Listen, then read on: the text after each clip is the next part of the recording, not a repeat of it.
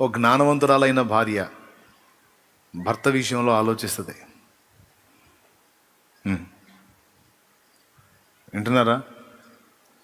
తాగుబోతుడైతే, తిరుగుబోతుడైతే, పనికిమాలినోడైతే నేను చెప్పలేను, కానీ కాస్త మంచి మనస్తత్వం కలిగిన వాడైతే తప్పకుండా గుణవంతురాలైన భార్య భర్త గురించి ఆలోచిస్తుంది. ఏమన్నా తెలుసా?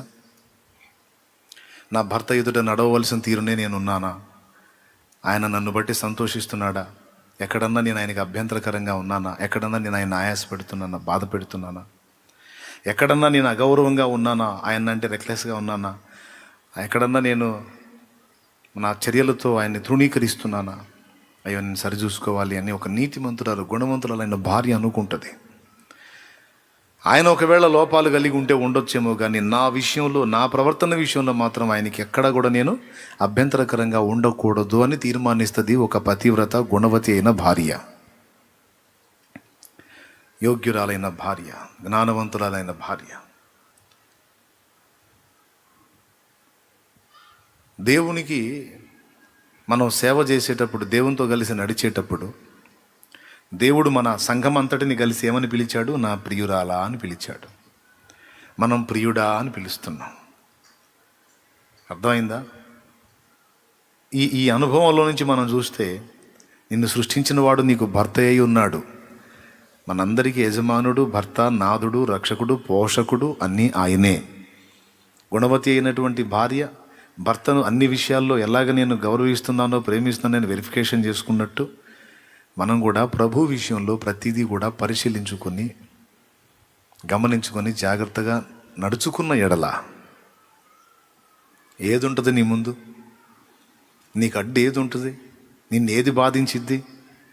ప్రభు నీ పక్షమున నిలిచి నీకు సహకారుడై ఉంటే సముద్రాలే నీ ముందు పాయలు కొట్టబడతాయి. అడ్డగించిన సముద్రాలే బద్దలైపోయి దారిస్తాయి. ప్రభు నీ పక్షాన నుండి నీకు ముందు నడిస్తే ఏది అడ్డగించిద్ది? బండలు నీళ్ళు ఇస్తాయి, అవసరాన్ని బట్టి నీళ్ళే బండలుగా మారతాయి. Praise the Lord. ఎందుకు? నీ ముందు నడుస్తుంది ఆయన. దేవునికి మహిమ. ఇక ఆయన చూసుకుంటాడన్ని. ఆయన వెంటబడి నడవటమే. నువ్వు ఏదైనా ఇబ్బంది కలిగితే ఆయనకి వెళ్ళి చూడటం, ప్రభువా కొంచెం ఇబ్బందిగా ఉంది నాయనంటే, నువ్వు నా ప్రక్క నుండి నేను వెళ్తున్నాలే ముందు అంటాడు ఆయన. సముద్రాలు నీ ఎదుట పాయలు కొట్టబడతాయి, ద్వారములు నీ ఎదుట తెరవబడతాయి, ఇనుప గడియలు, ఇత్తడి తలుపులు, బ్రద్దలు కొట్టబడతాయి, మెరకలు పల్లములు చేయబడతాయి, కరుకైన త్రోవలు చదును చేయబడతాయి, బండలు నీ కొరకు నీళ్ళు ఇస్తాయి, కాగులు నీకు ఆహారం ఇస్తాయి, తరిగిపోని దీవెన, అయిపోని ఆశీర్వాదం నిత్యము నీ వెంట ఉంటుంది, నీతో ఉంటుంది. నీ గంపయు, పిండి పిసుకు నీ తొట్టియు దీవించబడును.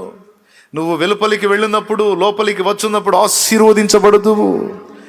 నీకు విరోధముగా గుంపు కూడువారు నీ పక్షపు వారగుదురు. ఒక త్రోవలో ఏకమై నీ మీదికి వచ్చువారు 7 త్రోవలలో పారిపోవుదురు. నీ శత్రువులను నీ పాదపీఠముగా చేసేదను. నిన్ను దూషించు వారిని తెచ్చి నీ పాదముల ఎదుట పడవేతును. వారు నీ పాదముల ధూళి నాకెదరు. హల్లెలూయా. ఎవరిని బట్టి ఇవన్నీ? దేవుని బట్టి మనకు ఇవన్నీ వాగ్దానాలు. నిశ్చయముగా నిన్ను స్వస్థపరచువాడను నేనే. నా మాట విని నీవు భయపడి విధేయత చూపి నీవు నన్ను ప్రేమించుచున్నందున నేను నిన్ను తప్పించేదను. నీవు నా నామమును ఎరిగి ఉన్నందున నేను నీ నామమును గొప్ప చేసేదను. నిశ్చయముగా నేను నిన్ను ఆశీర్వదింతును. నీవు ఆశీర్వాదముగా ఉందువు.